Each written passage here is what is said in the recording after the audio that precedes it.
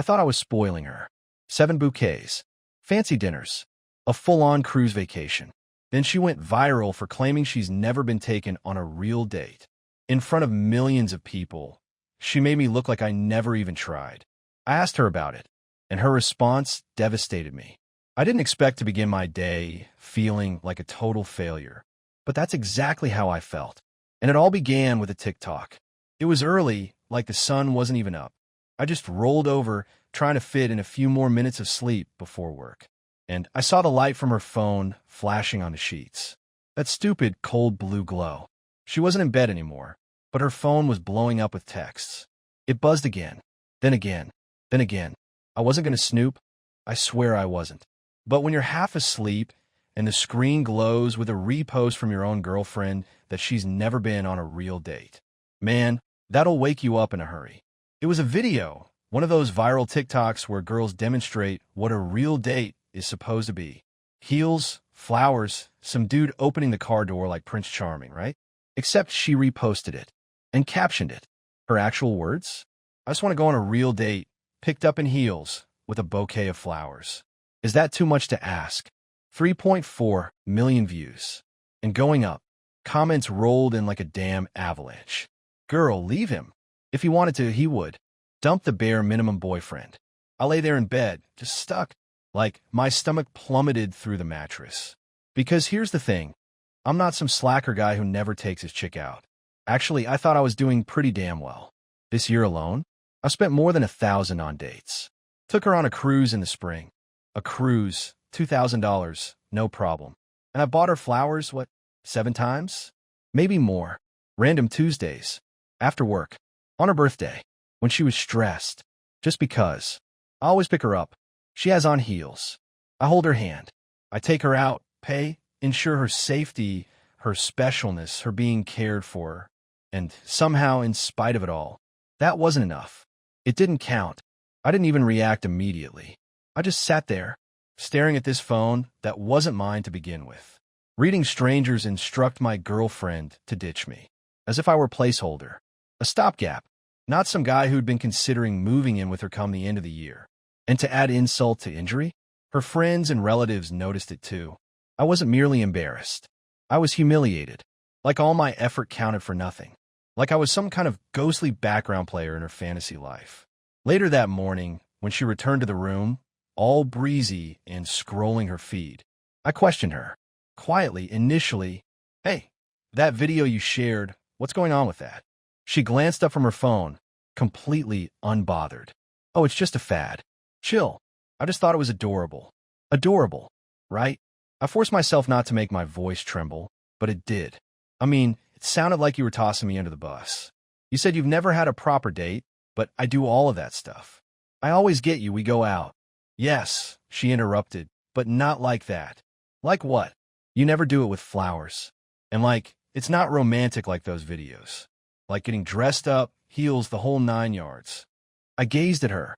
Like Valentine's Day, when I actually picked you up when you had heels on and took you out a bunch of roses. She blinked. "Oh, that doesn't count.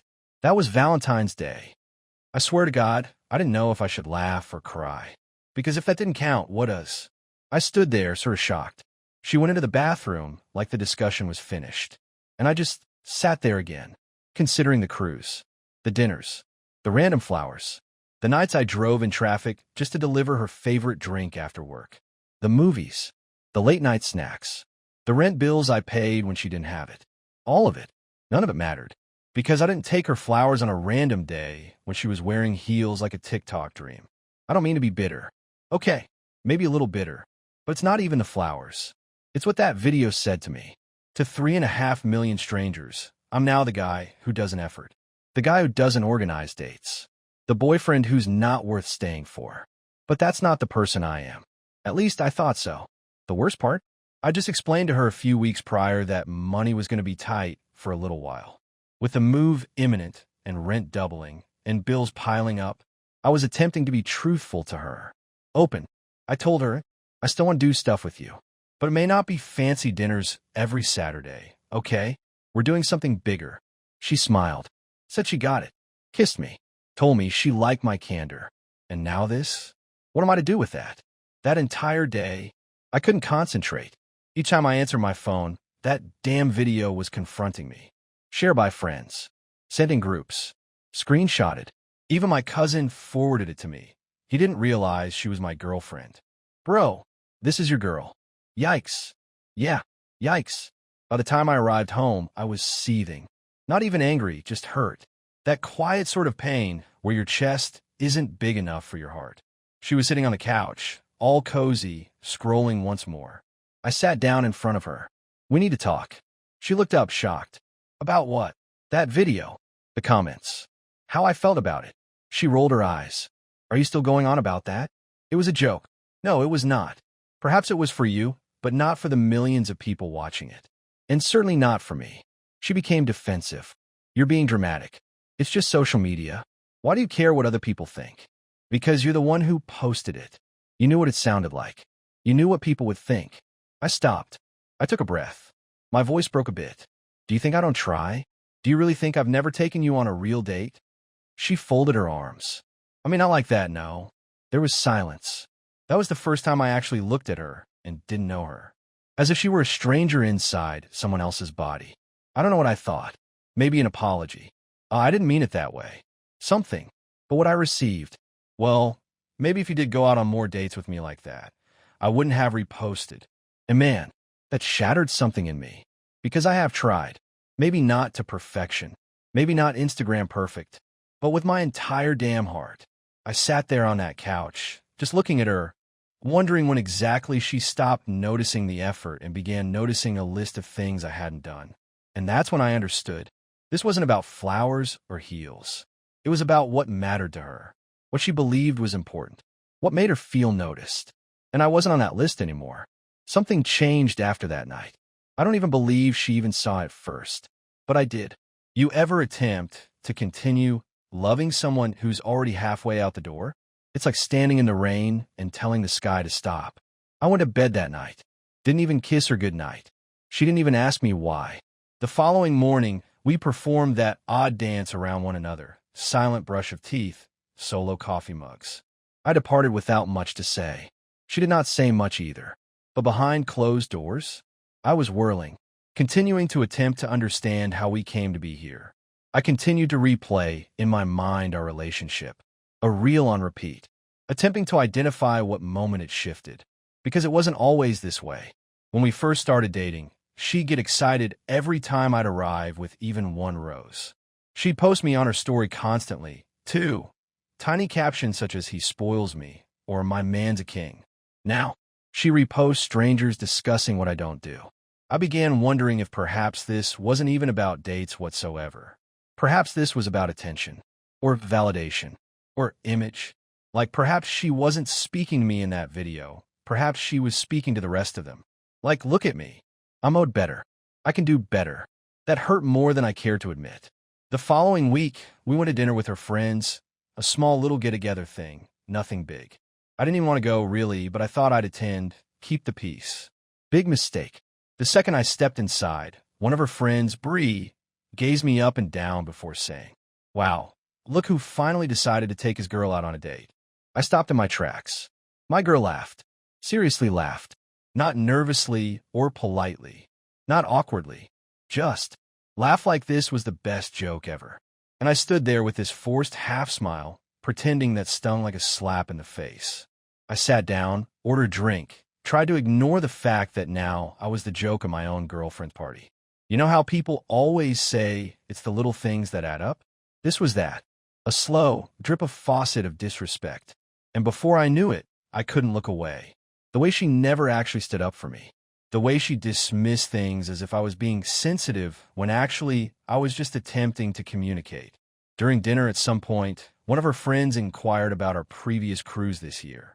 "Oh yeah," I replied. "We went to the Bahamas. It was lovely. And my girl?"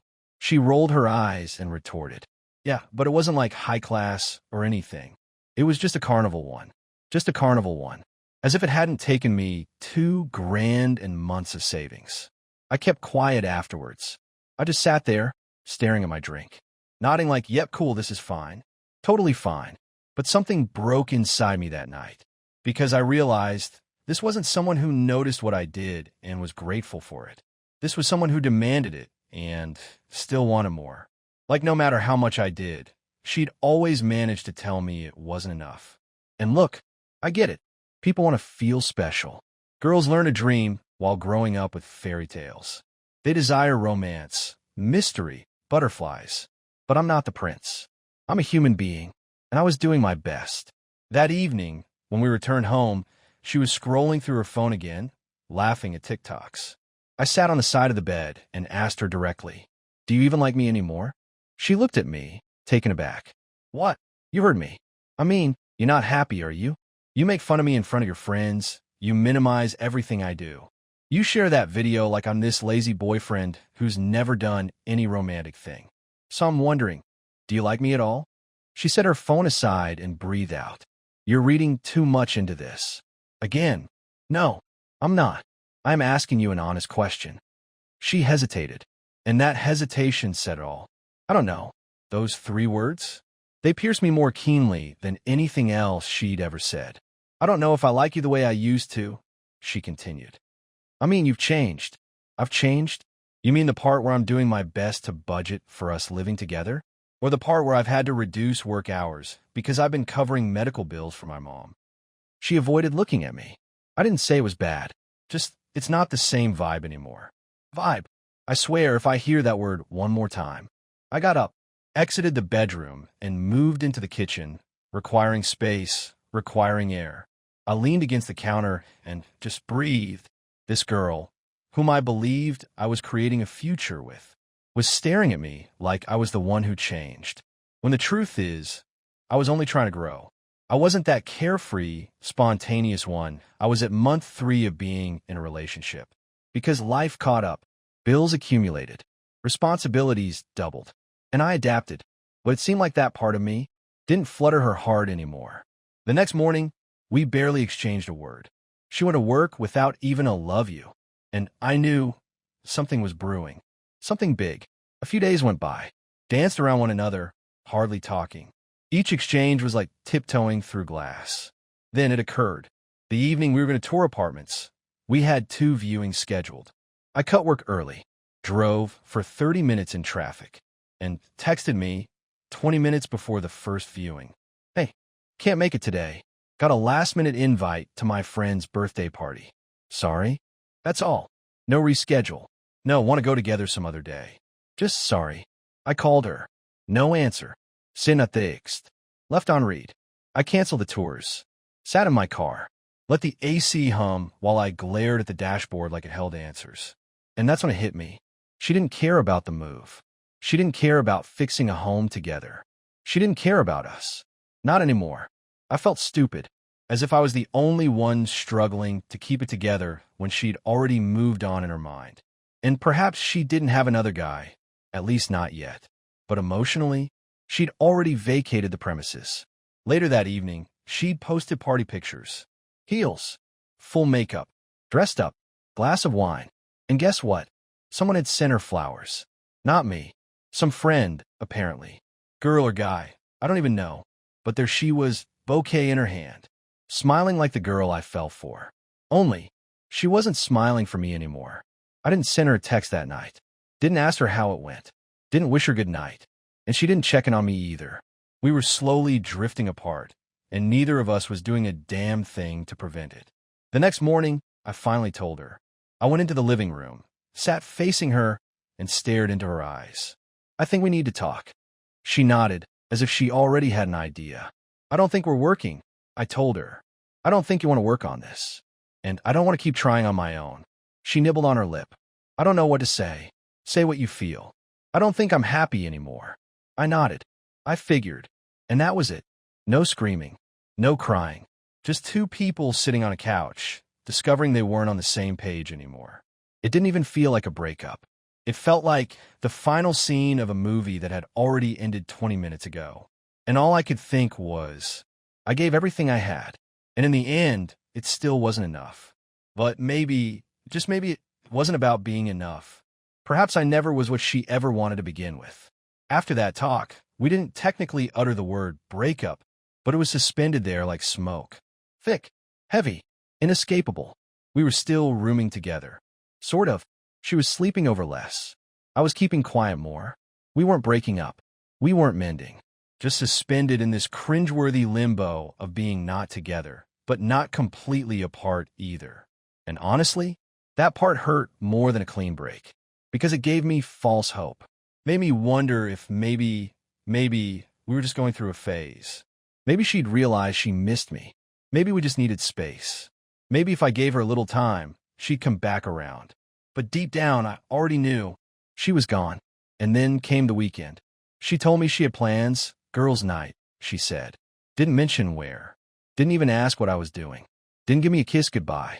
Just rolled her hair, took her tiny black bag, and went. And for the first time in a while, I didn't wait up. I didn't see where she was.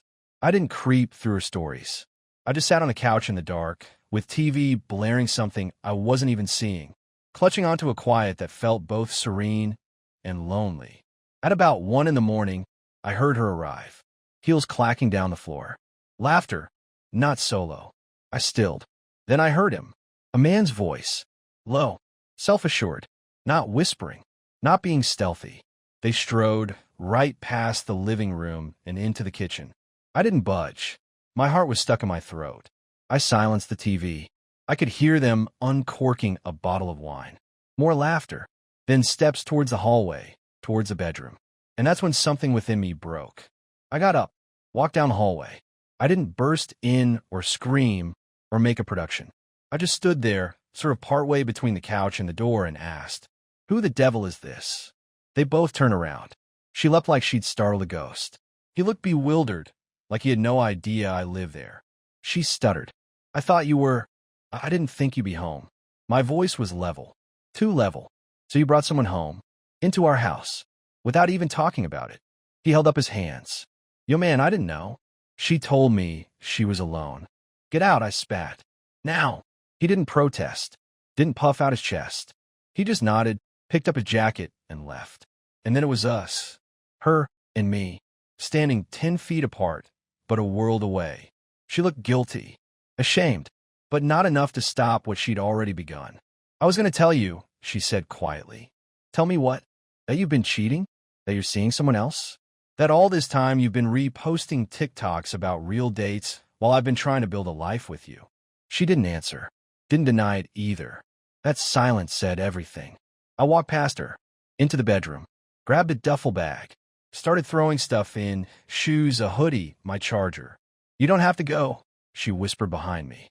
I zipped the bag without turning around. "I'm not going." "You are." That threw her. "What?" "You invited another man into my house. Into the house where we were going to build a future together.